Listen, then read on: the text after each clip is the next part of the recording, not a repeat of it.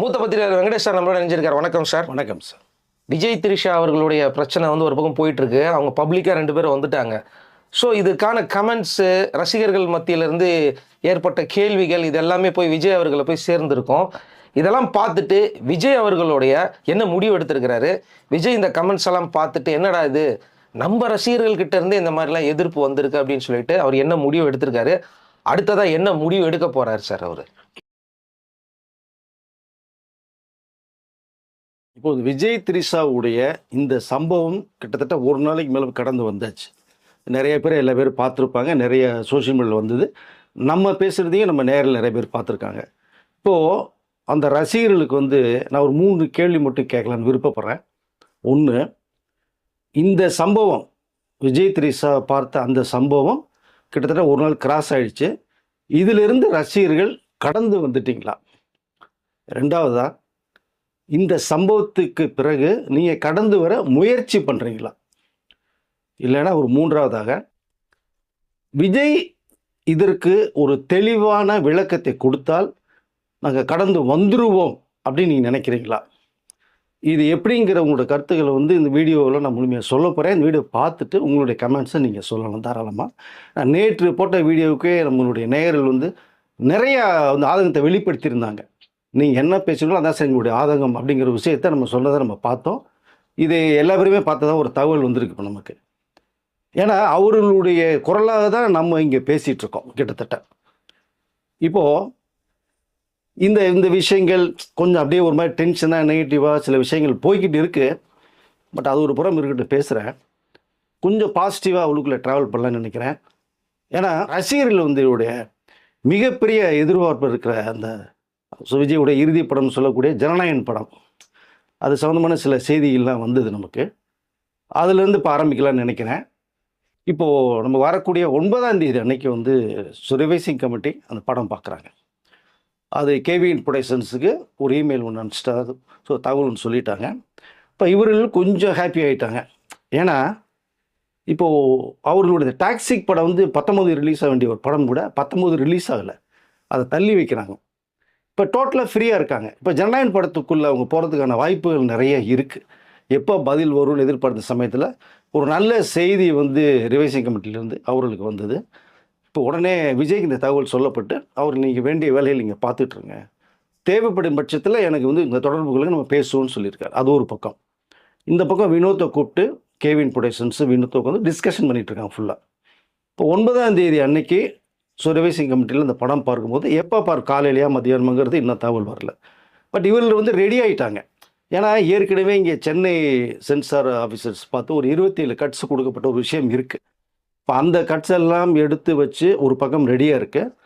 இப்போ மும்பையில் பார்க்கக்கூடிய சென்சார் போர்டு ஆஃபீஸர்ஸ் எல்லாம் பார்த்திங்கன்னா ஃபுல் பிக்சர் பார்ப்பாங்க. இந்த கட்டோட பார்க்க மாட்டாங்க, ஃபுல் பிக்சர் பார்க்குறாங்க.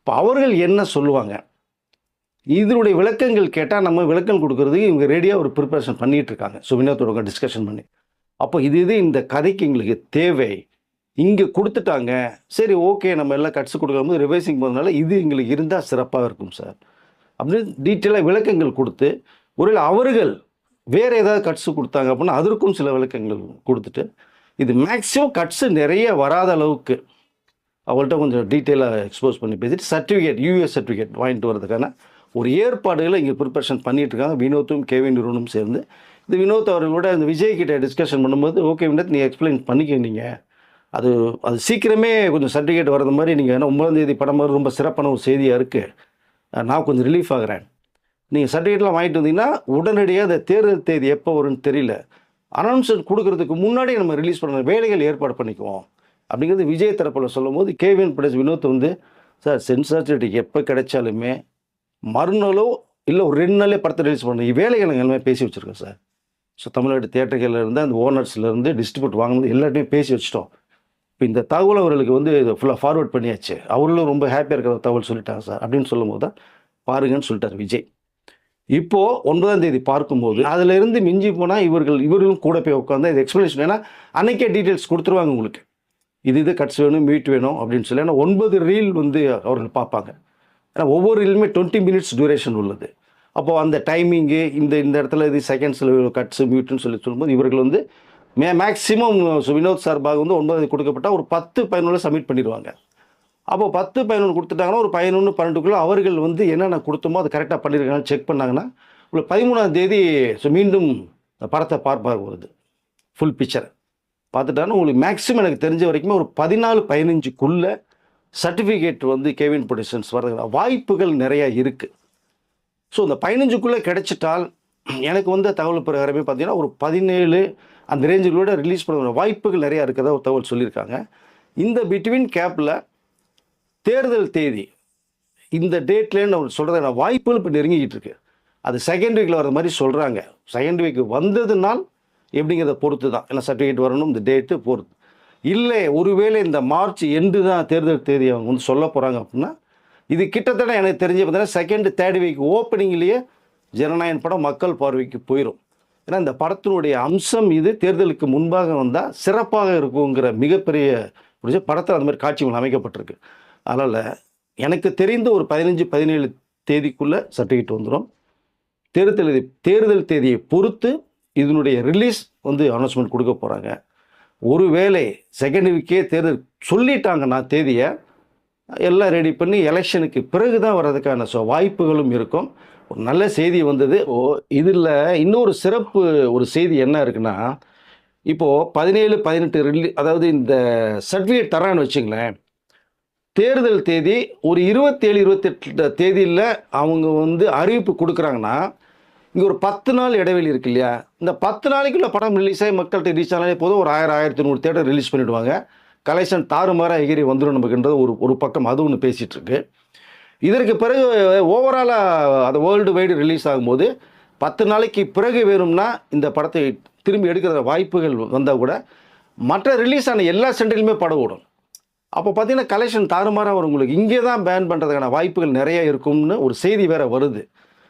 ஒருவேளை முன்னாடியே தேர்தல் தேதியை சொல்லிட்டாங்கன்னா கூட சர்டிஃபிகேட் வந்துட்டா இங்கே ரிலீஸ் பண்ண முடியான்ற வந்தால் தமிழ்நாட்டில் மட்டும்தான் ரிலீஸ் பண்ணுறதுக்கான வாய்ப்புகள் குறைவு.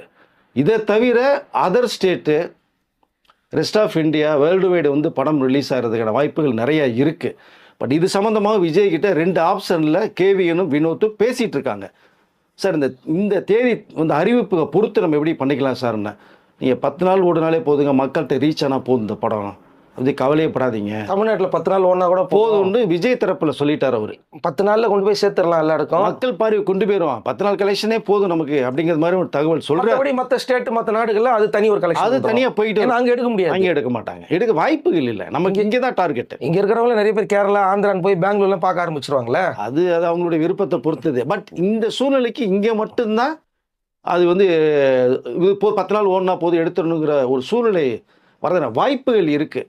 அதில் 2-3 ஆப்ஷன் இருக்குது. இதுக்குள்ளே எப்படி போகலாங்கிறத வச்சு இந்த சர்டிஃபிகேட் வர்ற தேதியும் தேர்தல் தேதி அறிவிப்பும் பொறுத்து ஒரு முடிவு பண்ணுறாங்க. அதையும் நீங்கள் அப்டேட் கொடுத்துருங்க, என்ன நல்லா கட் பண்ணுறாங்க, என்ன நல்லா கட் பண்ணியிருக்கிறாங்க, அதே மாதிரி எப்போ ரிலீஸ் பண்ண போகிறாங்கிற அப்டேட்டை நீங்களே. நமக்கு 9ஆம் தேதி வந்து ஆஃப்டர்நூன் 12க்கு மேலே பார்க்க போகிறதாகவும் ஒரு செய்தி இருக்குது. பார்த்தோன்னா ஒரு 5 மணிக்குள்ள தகவல் வந்து அதை வினோத்துக்கிட்ட சொல்லிடுவோம் என்னென்ன கட்ஸுன்னு. ஒரு செவ்வாய்க்கிழமை, அதாவது 9ஆம் தேதினா 10ஆம் தேதிலாம் நமக்கு வந்து என்னென்ன அவர்கள் கட்ஸ் கேட்டிருக்காங்க, என்ன மியூட் பண்ணுறாங்க, எவ்வளோ நிமிஷம் கட்டாக போகுது அப்படிங்கிற தகவல் நமக்கு வந்துடும். வருமானம் 10ஆம் தேதி கூட நம்ம வீடியோ நம்ம நேரில் நம்ம வந்து அதை எக்ஸ்பிளைன் பண்ணிக்கலாம் சார். ஓகே சார், ஜனநாயகன் குறித்து ஒரு பாசிட்டிவான நோட் ஒன்று வந்துருக்கு. எஸ், நல்ல செய்தி அது வந்தது, நம்ம நேரில் சொல்லணும்னு ஆசைப்பட்டேன், சொல்லியிருக்கேன் சார். ஜனநாயகன் குறித்து ஒரு பாசிட்டிவான நியூஸ் ஒன்று சொல்லிட்டீங்க. இப்போ திரும்ப அதே நியூஸுக்கே வரேன். நடிகர் விஜய் அவர்கள் இது மாதிரியான நிறைய எதிர்வினைகள்லாம் வந்திருக்கு, ரசிகர்கள்கிட்ட இருந்தே வந்திருக்கு. அவர் கூட அடுத்த கட்டத்தில் இருக்கக்கூடிய சில பேர் கூட இதை பற்றி அவர்கிட்ட கேட்டிருக்காங்க, மன வருத்தத்தோடலாம் சொல்கிறாங்க. உண்மையா சார்? அதாவதுங்க, கோட் படத்தில் வந்து ஏஜிஎஸ் நிறுவனம் தயாரித்தது, பிகில் படம் பண்ணாங்க, விஜய் ஆக்ட் பண்ணியிருக்காங்க, இதில் த்ரிஷாவும் ஆக்ட் பண்ணியிருக்காங்க. இப்போ அவங்களுடைய ப்ரொடியூசருடைய சன்னுக்கு ஒரு ரிசப்ஷனுங்கும் போது எல்லா நடிகர்களுக்குமே வந்து இன்விடேஷன் வந்து கொடுத்துருக்காங்க. எல்லாரையுமே கண்டிப்பாக அவசியம் வந்துருங்கன்ற ஒரு அழைப்பு ஒன்று நேரடியாக போய் பார்த்தே கொடுத்துருக்காங்க. அதில் விஜய்க்கும் கொடுக்கப்பட்டது ஒன்றுக்கு, இது த்ரிஷாவும் கொடுக்கப்பட்டதுக்கு, மற்ற ஆர்டிஸ்ட்களும் எல்லாருமே கொடுத்துருக்காங்க. பெரிய அதாவது என்ன சொல்ல பிஸ்னஸ் மேன், ஏன்னா அவங்க வந்து ஒரு ஃபினான்சியர் வேறு அவங்க. ஸோ அது சம்மந்தமான தொழில் நிறைய பேர் இன்வைட் பண்ணியிருக்காங்க. பட்டு அந்த சமயத்தில் வந்து விஜய் வருவார்னு அவங்களுக்கு தெரியும், த்ரிஷா அவர்கள் வருவார்னு கண்டிப்பாக தெரியும். ஏன்னா அர்ச்சனா அவர்களுக்கும் த்ரிஷாவும் நல்ல ஒரு பாண்டிங் இருக்குது, 2 பேருக்குமே வேறு. ஸோ நல்ல நட்பு இருக்குது. இப்போ ஏழு பேர் வருவான்னு எதிர்பார்த்தது. ஆனால் இதில் என்னென்னா ஸ்பெசிஃபிக்காக வந்து இந்த மீடியாவை வந்து யாரும் இன்வைட் பண்ணலை அவங்க. ஸோ அது ஒரு பக்கம் இருக்குது. அவர்களுக்கு கொடுத்த அந்த வீடியோ கிளிப்பிங்ஸ் தான். அப்போ இந்த ரிசப்ஷனில் வரும் பார்த்தோம்னா சர்ப்ரைஸாக யாரும் எதிர்பார்க்காத அளவுக்கு ஒரே காரில் விஜயும் திரிஷா வந்து இறங்குனது தான் மிகப்பெரிய ஒரு ஒரு சர்ச்சையாக ஆக்கப்பட்டது, பார்க்கப்பட்டது. எல்லாருக்குமே ஒரு அதிர்ச்சி தான். ஏஜஸ் நிறுவனத்துக்கே ஒரு அதிர்ச்சி. ஆனால் இப்படி ஒரு மேட்ரு ஓடிக்கிட்டு இருக்கும்போது ஒரே காரில் ஒரே கலரில் பட்டு வேட்டி பட்டு சட்டையோட பட்டு சேரையோட ஒரு டைமண்ட் நெக்லஸ் வேறு போட்டிருந்தாங்க. அந்த அட்மாஸ்பியர் கெட்டால் பார்க்கும்போது எல்லாமே ஒரு அதிர்ச்சி தான். அந்த இடமே நீங்கள் திரும்பி வீடியோ பார்த்தீங்கன்னா எல்லாம் ஷாக்காக தான் இருப்பாங்க. ஒரு மாதிரி உள்ளே இறங்கி கேஷுவலாக பொக்கையோட விஜய் வராரு, பக்கத்தில் த்ரிஷா நடந்து வர்றாங்க. இது வந்து எதிர்பார்க்கல, பட் வந்தாச்சு. வீடியோவோட அந்த கில்லி படத்தோட சாங்கையும் போட்டு ரிலீஸ் பண்ணிட்டாங்க. இங்கே தான் ஒரு சம்பவம் என்ன ஆரம்பிக்குதுன்னா, இந்த பக்கம் இந்த நிகழ்ச்சி போயிட்டுருக்கு. அவங்க ரொம்ப ஹேப்பராக எல்லோரும் கை கொடுக்குறாங்க, பேசிட்டு ரிலீஸ் ஆகிட்டு விஜயும் த்ரிஷாவும் வந்துட்டாங்க. பட் இந்த செய்தி காட்டு தீ போல் பரவிடுச்சு. எல்லாம் மீடியா, சோஷியல் மீடியாவிலையும் பரவி ஒவ்வொரு தொழிலும் தமிழ்நாடு பூரா இருக்குது. இந்த எலெக்ஷன் சம்மந்தப்பட்ட வேலையெல்லாம் எல்லாத்தையுமே நீங்கள் பார்க்க சொல்லியிருக்காரு விஜய். அவர் எல்லாம் ஒரு பக்கம் போய் ட்ராவல் ஆகிட்டு இருக்கும்போது இந்த செய்தி வந்தோடனே, எப்போ ஒரு 4 நாளாக தான் சங்கீதா டைவர்ஸ் மேட்டர் ஒன்று ஓடிட்டு இருக்கும்போது திடீர்னு அந்த நடிகை பேர் சொல்ல மாட்டேன், ஆனால் தேவைப்பட்டால் சொல்லுவேன்னு சொல்லும்போது அந்த நடிகையுடைய விஜய் அவர்கள் ஒன்றா காரில் வந்து இறங்கி போகும்போது இப்படி தகவல் வந்துருச்சும் போது யாரும் முதல் நம்பலை. இல்லைப்பா இது ஏஐயில் ரிலீஸ் பண்ணியிருக்காங்க மாதிரி தான் நிறைய விஷயங்கள் பேசப்பட்டுச்சு. மீடியா நம்பர்கள் நம்பலை சார். இதை எங்களுக்கே ஷாக்காக இருந்தது. அதில் பிறகு பார்த்தா அது ஒரிஜினல் பாது. இன்னும் அவர் சம்மந்தப்பட்ட நபர்கள்லாம் இருக்காங்க. அவர்கள் தான் இந்த விஜயும் த்ரிஷா ஒன்றா வர்றதை வந்து வீடியோ எடுத்து ரிலீஸ் பண்ணதே. எல்லாருக்கும் அதிர்ச்சி. ரசிகர்கள், தொண்டரெல்லாம் அந்த பக்கம் எலெக்ஷன் வேலை பார்த்துட்டு இருக்கும்போது எல்லாருக்கும் கேள்வி மேலே கேள்வி வருது. இன்னும் அவங்க தலைவர் த்ரிஷாவோட வந்துட்டாங்க, அப்படியே அண்ணன் வந்துட்டார் அப்படிங்கும்போது ஃபோன் மேலே ஃபோன் வருது. இவங்களுக்கு ஒன்றும் பண்ண முடியல. உடனே அந்த நிர்வாகிகள், அது சம்மந்தப்பட்ட தொகுதியில் இருக்கிற பூராமே இங்கே பனையூருக்கு அடிக்க ஆரம்பிச்சிட்டாங்க. ஃபோன் ஆரம்பித்தா அவருடைய நிர்வாகிகள் இருக்காங்க இல்லையா, அவர்கிட்ட வந்து சார் இந்த மாதிரி என்ன சார் வீடியோலாம் வந்துருச்சு பார்த்துட்டோம், அண்ணனும் தலைவரும் த்ரிஷா அவர்களும் ஒன்றா போகிற வந்துருச்சு, இங்கே கேள்வி கேட்க ஆரம்பிச்சிட்டாங்க. இப்படி ஒரு ஒரு பரபரப்பாக விஷயம் போயிட்டு இருக்கும்போது 2 பேரும் ஒன்றா வர்றதை பார்க்கும்போது எங்களால் அடுத்த கட்டத்துக்கு போக முடியல, நம்பவும் முடியல, என்ன பண்ணுறது அப்படின்ற கேள்வி மேலே கேள்வி பார்த்தோம்னா ஏன் எல்லா சைட்லேருந்து ஃபோன் வந்துருச்சிங்க. அப்போது இவர்களுக்கே ஒன்றும் புரியல. ஏன்னா விஜய் அவர்கள் கல்யாணத்துக்கு போகிறது தெரியும், ஆனால் இங்கே ஒரே காரில் விஜயும் த்ரிஷாவும் வர்றது யாருக்கும் தெரியாது. கூட க்ளோஸ் ஆகிறவங்களே தெரியாது. கார் ஓட்டு போகிற டிரைவருக்கு மட்டும்தான் தெரியும். எல்லாருமே ஷாக்கு.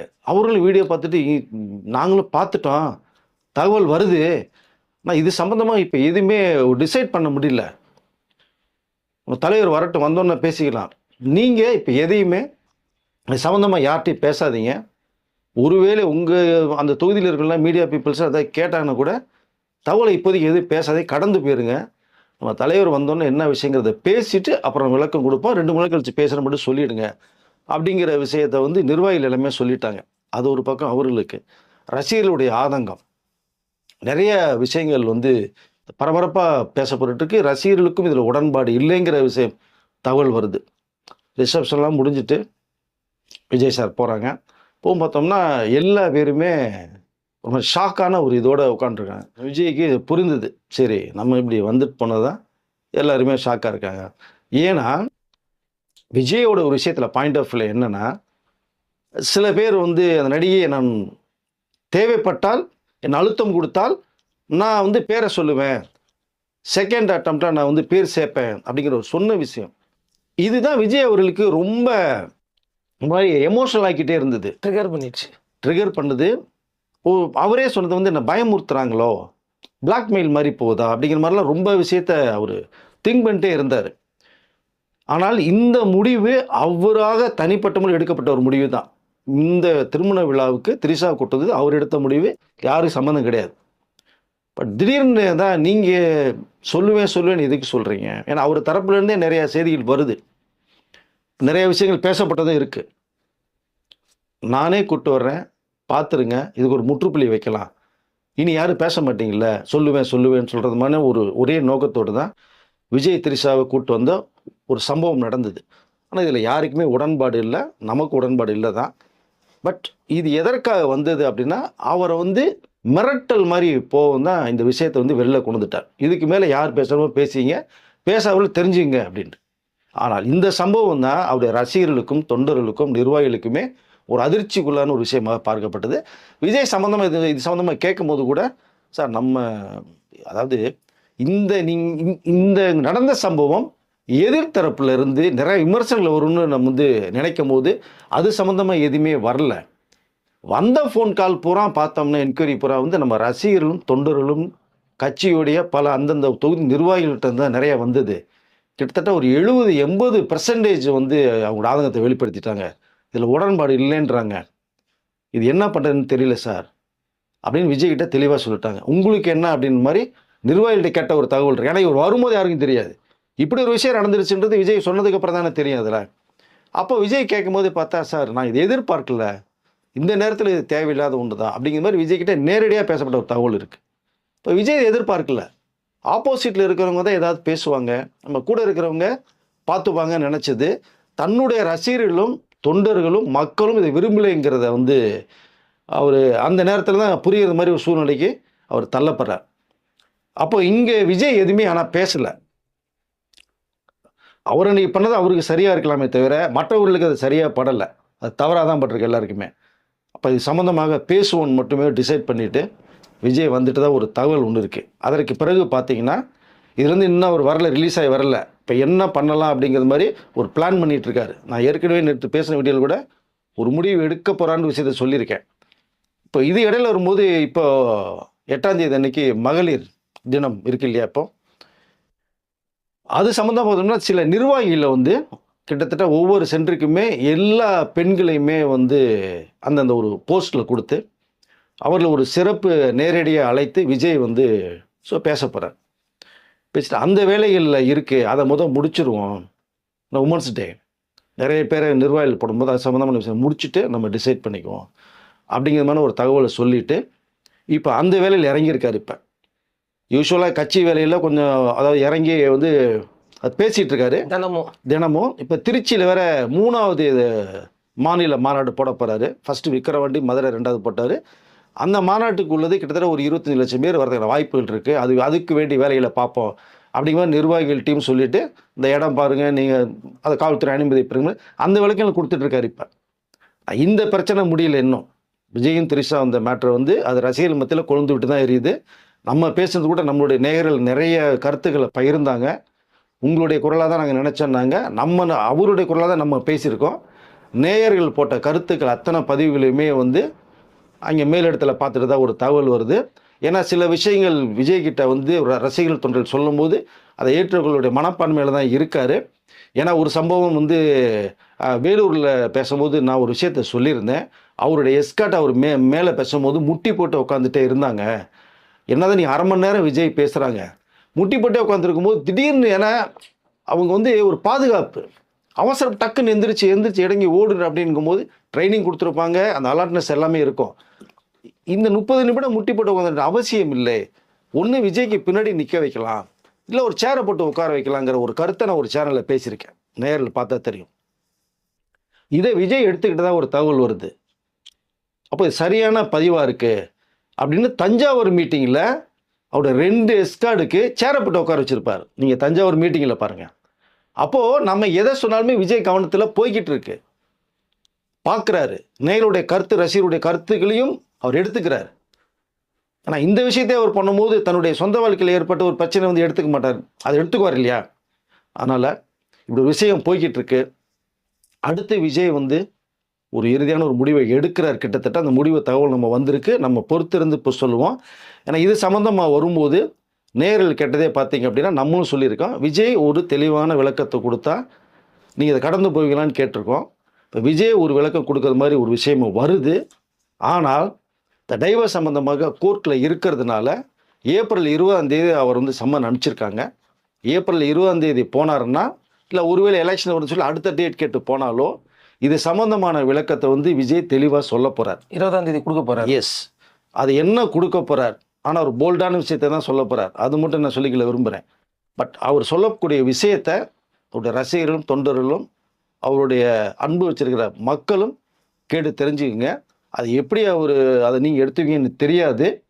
ஆனால் அதற்கு முன்பாகவே ஏன் விஜய் சொல்லக்கூடாதா அப்படிங்கிற கேள்வியும் வருது. நம்மளும் விஜய் கிட்ட கேட்டிருக்கோம்.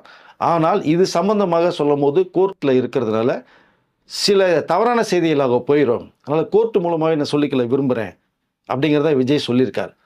இப்போது இந்த சம்பவத்தை பொறுத்த மட்டுமே அவர் கூட இருக்கிற அந்த 3 பேர் அடுத்த கட்டத்துக்கு ஒரு விஷயம் தயாராகிட்டு இருக்காங்க. நல்லா தெளிவாக புரிஞ்சுங்க. அது என்ன மாதிரி ரெடி ஆகிட்டு இருக்காங்க அப்படிங்கிற ஒரு விஷயமும் நமக்கு வருது, கேள்விப்பட்டுருக்கோம். இது சம்மந்தமாக இன்னும் நம்ம சில விஷயங்கள் தெரிஞ்சுக்கிட்டு நம்ம அடுத்த நேயர்களுக்கு சொல்லலாம்னு நினைக்கிறேன். பார்க்கலாம்.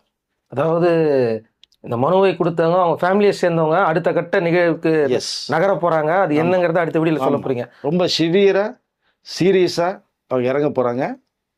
அதில் அதாவது நம்ம 3 பேர் சொல்லியிருக்கோம். அது நீங்கள் புரிஞ்சுங்க, ஒரு மேட்ரு இருக்குது. அடுத்த வீடியோ வேறு மாதிரி இருக்க போகுதுன்றீங்க. எஸ், சில தகவல் நிறையா தகவல் வருது. நம்மளும் கண்டிப்பாக நம்மளுடைய நேயர்களுக்கும் ரசிகர்களுக்கும் தொண்டர்களுக்கும் மக்களுக்கும் சொல்லிக்கலாம். ஏன்னா அவருடைய குரலாக தான் நம்ம பேசுகிறோம். நமக்கும் ஆதங்கம் இருக்குது. விஜய் புது சேவையில் வந்ததுனால இந்த மக்களுக்கு அவர் நிறைய செய்ய வேண்டிய கடமை இருக்குது. அதை விட்டுட்டு இன்னொரு ட்ராக்கில் போகிறத விரும்பலை. இல்லை, ரசிகர்களும் விரும்பலைங்கிறத விஜய் அவர்கள் புரிஞ்சுக்கணும்னு நினைக்கிறேன். இந்த விஷயங்களை நீங்கள் எல்லாம் கேட்டிருக்கீங்க. நம்ம நேயர்கள் உடைய கருத்துக்களை நீங்கள் பதிவு பண்ணுங்கள், அந்த கமெண்ட்ஸில் நீங்கள் சொல்லுங்கள் அப்படிங்கிறதையும் நான் தெளிவாக சொல்லிக்கல விரும்புகிறேன் சார். ஓகே சார், பல விஷயங்களை உடச்சே பேசிட்டீங்க. அடுத்த வீடியோ எப்படி இருக்க போகுதுன்னு எனக்கு தெரியல, சொல்கிறேன்னு இருக்கீங்க. அடுத்த கட்ட நகர்வுங்கிறது வேற மாதிரி இருக்க போகுதுன்னு. அடுத்த வீடியோக்காக நானும் வெயிட்டிங். கண்டிப்பாக சார். என்ன சம்பவம் நடக்க போகுது அப்படிங்கிறத அடுத்த வீடியோவில் மீண்டும் சந்திக்கலாம். ஏன்னா ஒரு நல்ல விஷயம் நடக்கிறதுக்காக எல்லாம் பேசிகிட்டு இருக்கோம். கட் பண்ணிக்கிறேன், ஏன்னா நான் முடிக்கும் போது டக்குன்னு திரும்ப ஆரம்பிச்சிட்டீங்க. அப்படியா? திரும்ப நான் சொல்கிறேன், மீண்டும் அடுத்த வீடியோவில் அது என்ன மாதிரியான வீடியோ இருக்க போகுதுன்னு சொல்லிட்டு எனக்கே கொஞ்சம் ஷாக்கிங்காக தான் இருக்குதுன்னு சொல்லியிருக்கீங்க. ஸோ அடுத்த வீடியோவுக்காக நானும் வெயிட்டிங் தான். என்ன நடக்க போகுதுன்னு தெரில, என்ன அடுத்த கட்ட நடவடிக்கை பயங்கரமாக இருக்க போகுதுன்னு சொன்னீங்க. அந்த வீடியோக்காக நானும் வெயிட்டிங். நெக்ஸ்ட் அடுத்த வீடியோவில் சந்திக்கலாம் சார். நன்றி சார்.